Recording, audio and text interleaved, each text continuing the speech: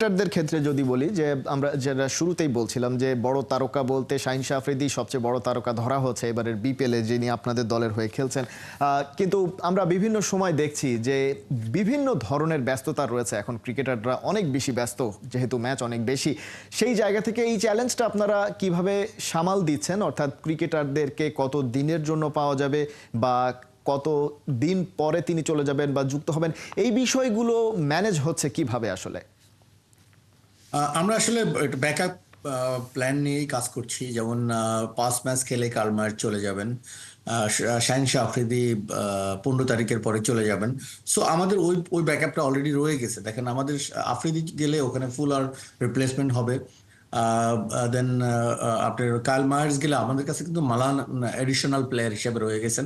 So আমরা আগেভাগেই চিন্তা করে রেখেছি কে চলে গেলে কাকে ওখানে রিপ্লেসমেন্ট করা যাবে। So we have a very good talented team as well as experienced campaigner like David Malan, Karl Mayers. So we Fahim Ashraf আছে এখানে অলরাউন্ডার, নাভি রয়েছে ওখানে, আপনি কেউ ফেলে দিতে পারবেন না। So we have a very big team and big team থেকে আমাদেরকে সিলেক্ট করাই হবে আমাদের জন্য একটু লিটল বিট ডিফিকাল্ট।